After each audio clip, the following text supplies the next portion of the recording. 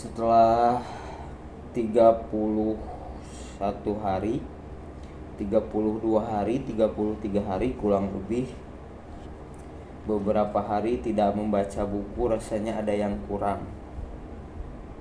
Dan saya kurang istiqomah juga untuk membaca buku. Memang bukan sesuatu hal yang mudah, tetapi bukan sesuatu hal yang sulit juga.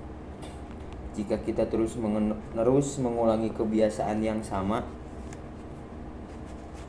pasti ada kekosongan yang harus diisi dengan kepenuhan. Kita akan lanjut lagi membaca buku. Masih di buku Alkemis ya.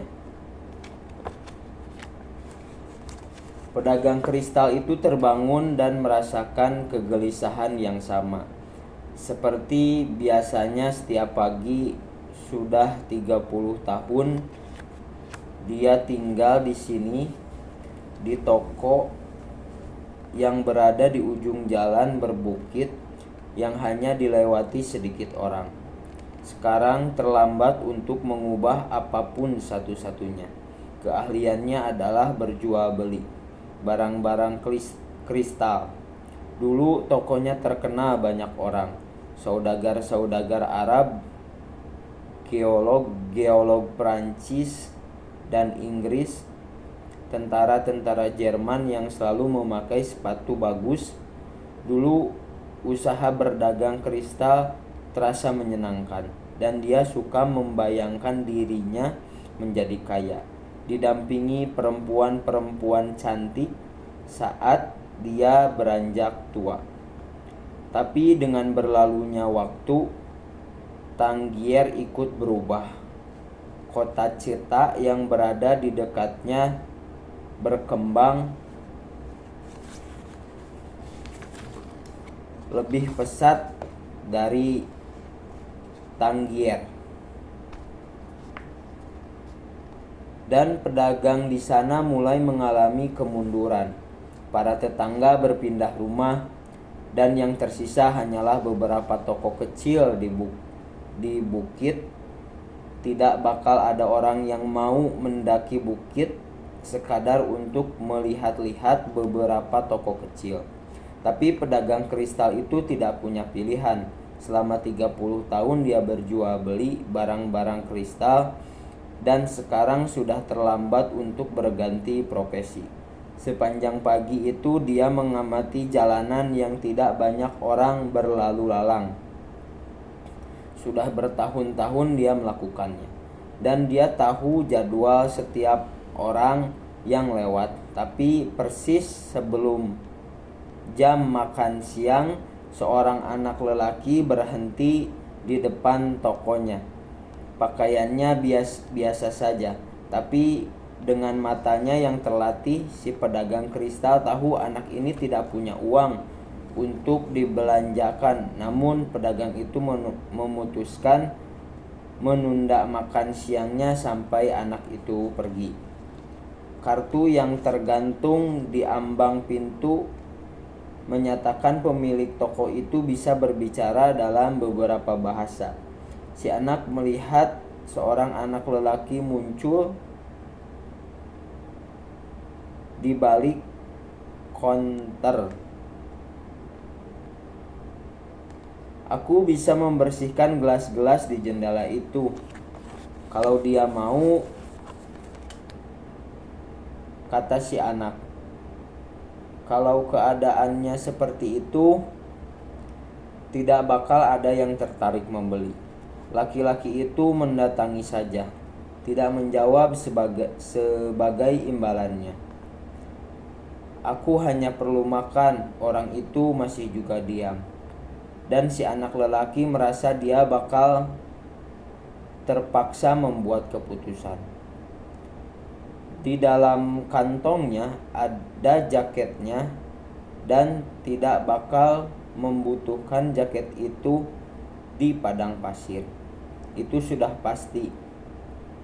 Maka dikeluarkannya jaketnya, dan dia mulai membersihkan kaca-kaca jendela. Dalam setengah jam, semua kaca jendela sudah dibersihkannya. dan sementara dia bekerja, dua pengunjung masuk ke toko itu dan membeli beberapa kristal.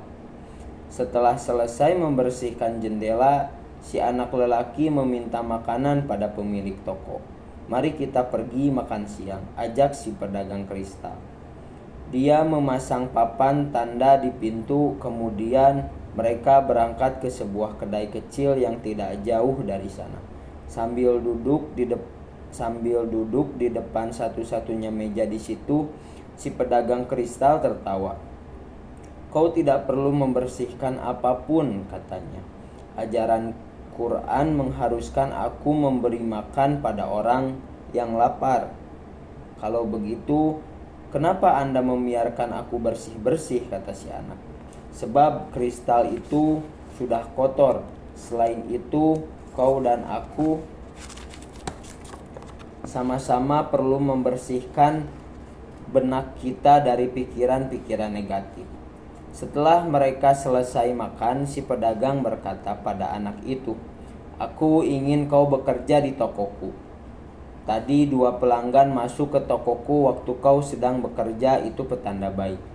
"Orang-orang banyak membicarakan soal petanda," pikir si anak gembala. "Tapi sebenarnya mereka tidak benar-benar mengerti omongan mereka sendiri. Seperti halnya aku tidak menyadari bahwa selama sekian tahun aku berkomunikasi menggunakan bahasa tanpa kata-kata dengan domba-dombaku." Apakah kau mau bekerja padaku?" tanya si pedagang.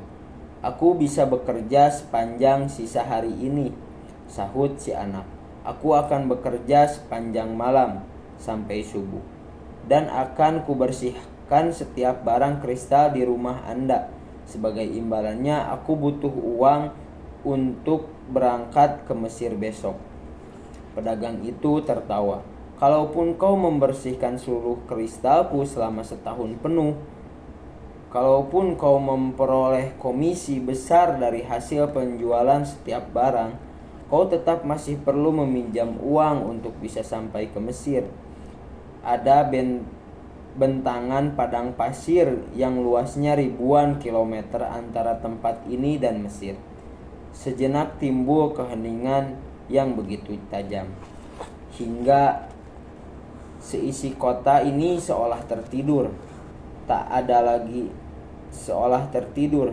ada suara dari pasar, tak ada perdebatan seru di antara para pedagang, tak ada orang-orang yang naik ke menara untuk melantunkan doa, tak ada harapan, petualangan, raja-raja tua ataupun takbir.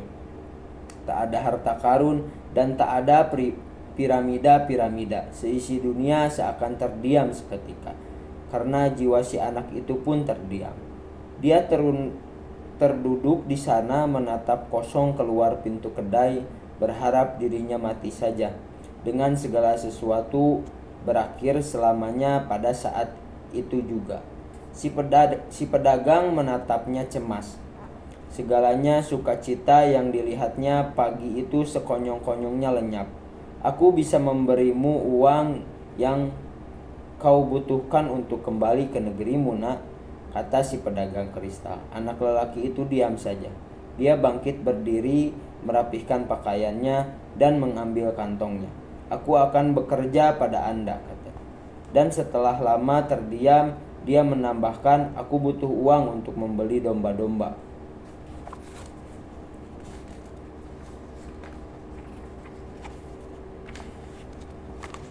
Bagian kedua.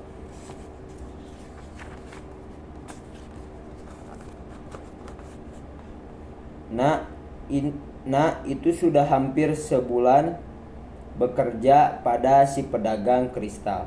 Dia menyadari pekerjaan ini tidak cocok untuknya dan tidak bakal membuatnya bahagia. Si pedagang biasanya menggerutu seharian di belakang konter, menyuruh si anak supaya berhati-hati menangani barang dagangannya, agar tidak ada yang pecah. Tapi anak itu bertahan bekerja di sana, sebab meski suka menggerutu, Si pedagang memperlakukannya dengan baik. Anak itu memperoleh komisi lumayan untuk setiap barang yang laku dijualnya. Dan dia sudah mulai bisa menyisihkan uangnya untuk ditabung. Pagi itu dia menghitung-hitung. Kalau dia terus bekerja setiap hari seperti selama ini dilakukannya, dia butuh waktu setahun penuh sebelum bisa membeli beberapa ekor domba. Aku ingin membuat rak pajangan untuk kristal-kristal.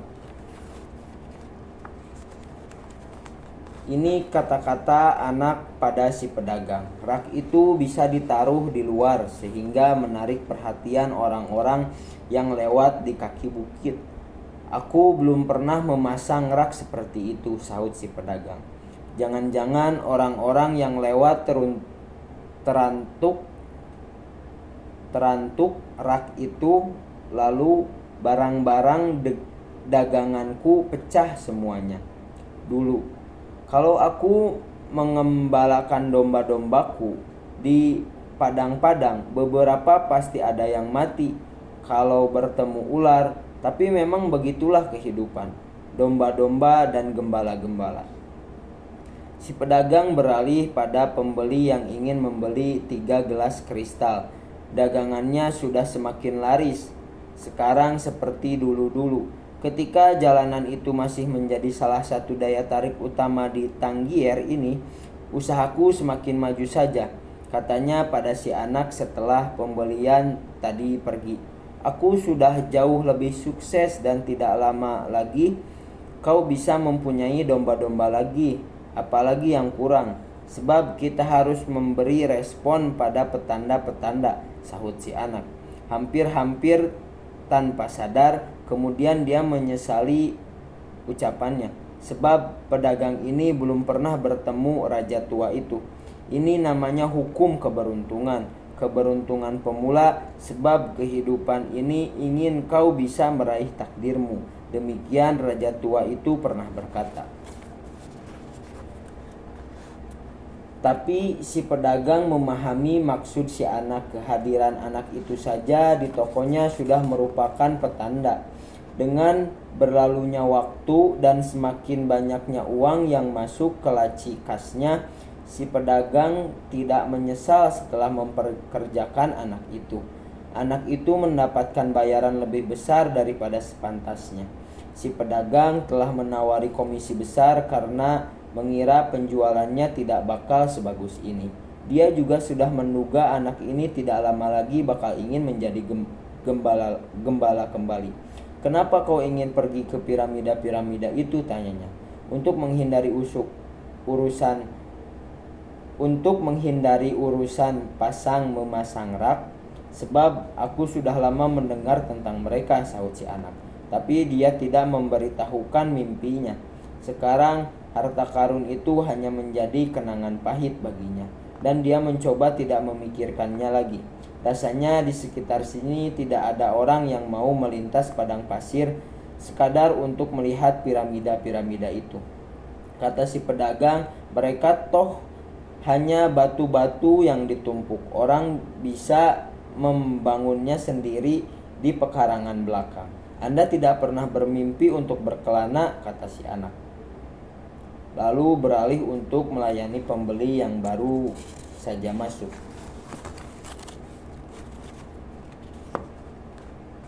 Dua hari kemudian si pedagang berbicara tentang urusan memasang rak itu pada si anak. Aku tidak begitu menyukai perubahan, katanya. Kau dan aku tidak seperti Hasan, si pedagang kaya itu. Kalau dia salah dalam membeli, akibatnya tidak terlalu terasa buatnya. Tapi kalau kita yang salah bertindak, resikonya besar sekali. Benar juga, pikir si anak kesal. Menurutmu mengapa kita perlu memasang rak itu? Aku ingin secepatnya menjadi gembala lagi. Kita mesti memanfaatkan keberuntungan yang sedang berpihak pada kita. Dan sedapat mungkin kita menolong keberuntungan itu bekerja. Ini namanya hukum keberuntungan, atau disebut juga keberuntungan pemula.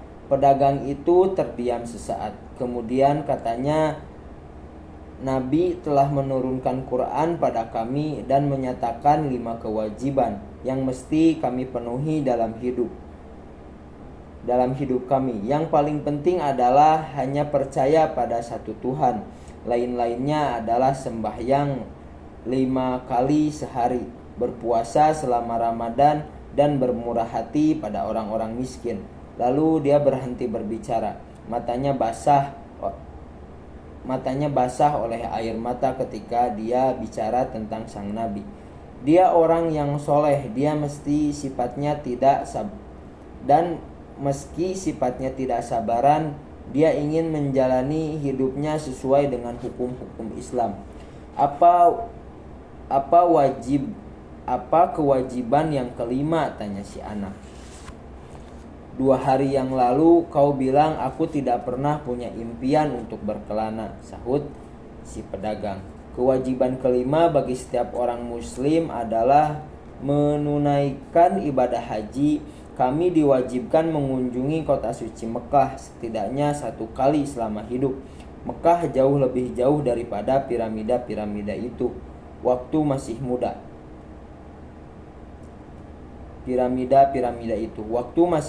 Aku bercita-cita mengumpulkan uang untuk membuat toko. Kupikir suatu hari nanti aku akan kaya dan bisa pergi ke Mekah. Aku mulai berhasil mengumpulkan uang, tapi aku merasa tidak tenang menitipkan toko ini pada orang lain. Kristal-kristal itu gampang sekali pecah. Sementara itu banyak orang melewati tokoku sepanjang waktu. Mereka menuju Mekah. Beberapa dari mereka adalah peziarah-peziarah kaya yang berpergian dari rombongan karavan dengan pelayan-pelayan dan unta-unta. Tapi sebagian besar peziarah ini adalah orang-orang yang lebih miskin daripada aku. Semua orang yang pergi ke sana merasa bahagia telah melakukannya. Mereka menaruh lambang-lambang perjalanan ziarah mereka di pintu-pintu rumah mereka. Salah seorang di antaranya tukang sepatu yang hidup dari memperbaiki sepatu-sepatu bot. Berkata dia berkelana hampir setahun melintas padang pasir. Tapi dia jauh lebih capek ketika harus berjalan kaki di jalanan-jalanan Tangier untuk membeli kulit. Kalau begitu, mengapa Anda tidak pergi ke Mekah saja sekarang? Tanya si anak. Sebab justru impian hendak pergi ke Mekahlah yang membuatku bertahan hidup. Impian itu yang membantuku menjalani hari-hariku yang selalu sama ini. Kristal-kristal bisu di rak-rak itu, serta makan siang dan makan malam di kedai jelek yang itu-itu juga. Aku takut kalau impianku menjadi kenyataan. Aku juga tidak punya alasan lagi untuk hidup. Kalau punya impian tentang domba-dombamu dan piramida-piramida itu, tapi kau berbeda dari aku, sebab kau berniat mewujudkan impianmu. Aku cuma ingin bermimpi tentang Mekah. Sudah ribuan kali aku membayangkan diriku melintas padang pasir, tiba di Ka'bah, mengelilingi 7 kali sebelum menyentuhnya. Sudah kubayangkan orang-orang yang ada di sampingku, di depanku, dan percakapan-percakapan serta doa-doa yang akan kami panjatkan bersama-sama. Tapi aku takut semuanya mengecewakan. Jadi aku memilih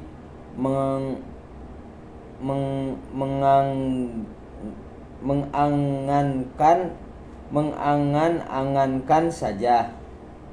Hari itu si pedagang mengizinkan si anak lelaki membuat rak pajangan. Tidak setiap orang merasa bahagia kalau mimpinya menjadi kenyataan. 2 bulan lagi berlalu dan rak pajangan itu menarik minat banyak pembeli untuk masuk ke toko kristal tersebut. Si anak lelaki memperkirakan kalau dia bekerja 6 bulan lagi, dia bisa pulang ke Spanyol dan membeli 60 ekor domba. Lalu 60 ekor lagi. Tidak sampai setahun, jumlah dombanya pasti sudah 2 kali lipat. Dan dia bisa berbisnis dengan orang-orang Arab, sebab sekarang dia sudah menguasai bahasa mereka yang aneh itu. Sejak pagi hari di pasar itu, dia tak pernah lagi menggunakan Urim dan Tumim, sebab kini baginya Mesir hanyalah impian masa lalu, seperti halnya Mekah bagi si pedagang itu. Akan tetapi anak itu sekarang bahagia dengan pekerjaannya, dan dia suka membayangkan saat dia nanti pulang ke Tarifa sebagai orang sukses. Aku harus selalu tahu pasti apa yang kau inginkan, demikian raja tua itu pernah berkata. Demikian raja tua itu pernah berkata. Anak itu tahu apa yang diinginkannya, dan sekarang dia sedang berusaha mewujudkannya. Barangkali yang dimaksud harta karun itu adalah takdir yang telah membawanya ke negeri asing ini, menjadikannya korban pencuri, dan membuat dia bisa melipat gandakan kawanan dombanya tanpa mengeluarkan uang sepeser pun.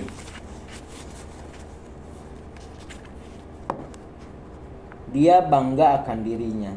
Dia sudah mendapatkan beberapa pelajaran penting, misalnya cara berdagang kristal dan bahasa yang tidak memerlukan kata-kata, serta tentang petanda-petanda.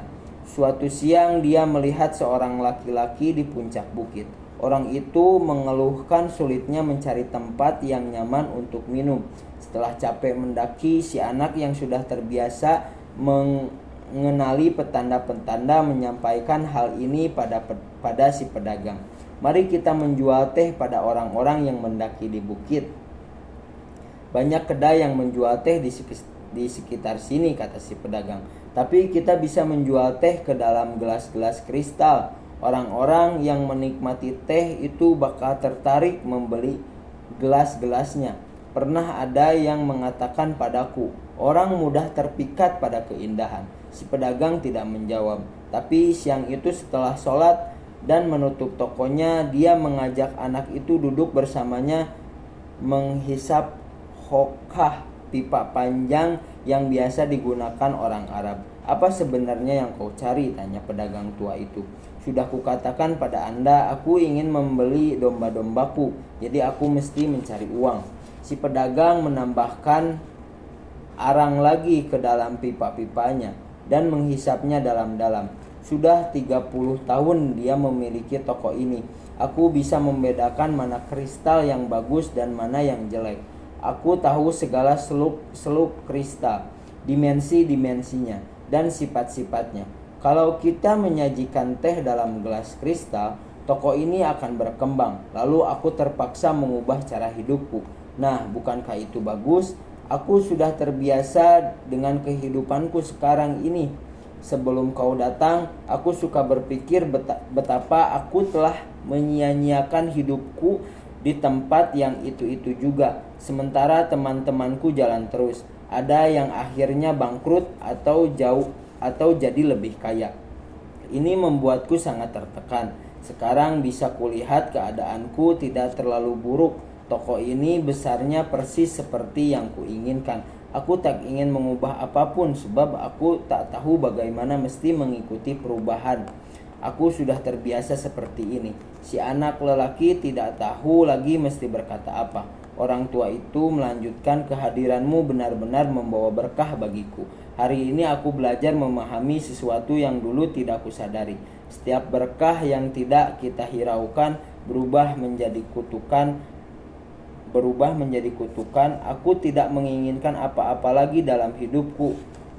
Tapi kau telah memaksaku melihat kelimpahan dan cakrawala-cakrawala yang selama ini tidak kukenal. Dan setelah melihat semua itu, setelah menyadari betapa luas kemungkinan terbentang bagiku, aku bakal merasa lebih tertekan dibandingkan sebelum kau datang. Sebab aku jadi melihat hal-hal yang sebenarnya bisa kuraih, namun tidak hendak kulakukan.